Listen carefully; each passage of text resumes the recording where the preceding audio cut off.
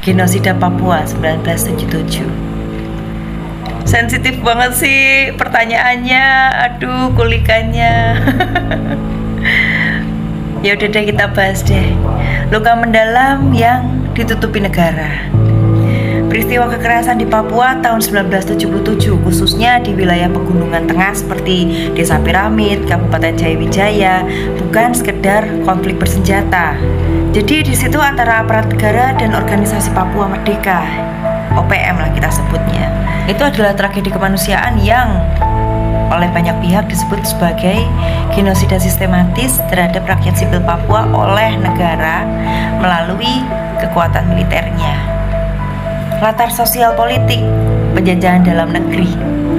Setelah PPRA 1969 yang penuh manipulasi, di mana hanya sekitar 1025 orang dipilih untuk mewakili seluruh rakyat Papua dalam menentukan nasib mereka, pemerintah Indonesia mengklaim Papua secara sepihak, dan sejak saat itu Papua menjadi wilayah yang dimiliterisasi.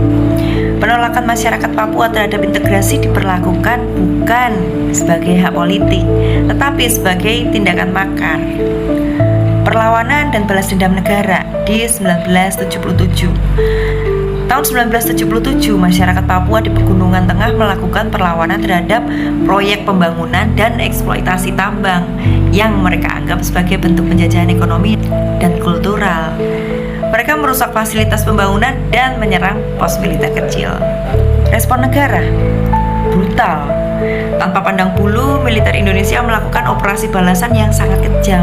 Helikopter digunakan untuk menjatuhkan bom di desa-desa. Pesawat tempur TNI AU termasuk OV-10 Bronco disebut turut dikerahkan. Anak-anak, perempuan, lansia jadi korban. Desa-desa dibakar, warga yang menyerah tetap dieksekusi, dan mayat dibiarkan membusuk tanpa pemakaman.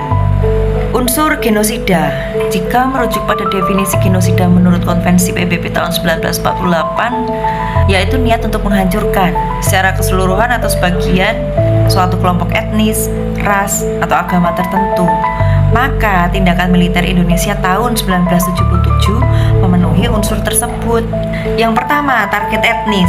Yang dibunuh adalah masyarakat sipil Papua, bukan hanya kombatan OPM. Yang kedua, kekerasan sistematis, serangan udara, pembakaran desa, pemerkosaan, dan penyiksaan. Yang ketiga, niat politik, menghilangkan perlawanan dengan cara menciptakan teror dan kehancuran total terhadap komunitas yang melawan. Terus pertanyaannya, mengapa dunia bungkam? Peristiwa ini hampir tidak pernah dibahas di forum internasional. Karena apa? 1. Indonesia didukung oleh negara-negara besar karena posisinya di era Perang Dingin. Yang kedua, akses ke Papua dibatasi secara ketat, jurnalis dilarang masuk. Yang ketiga, negara memproduksi narasi bahwa Papua sudah aman dan rakyatnya mendukung Indonesia. Kesimpulannya, luka yang belum sembuh. Genosida Papua 1977 ini adalah bukti betapa kekuasaan negara bisa berubah menjadi mesin pemusnah terhadap warganya sendiri yang menolak tunduk. Tragedi ini tidak tercatat secara layak dalam buku sejarah Indonesia. Tidak ada pengadilan, tidak ada permintaan maaf, tidak ada keadilan.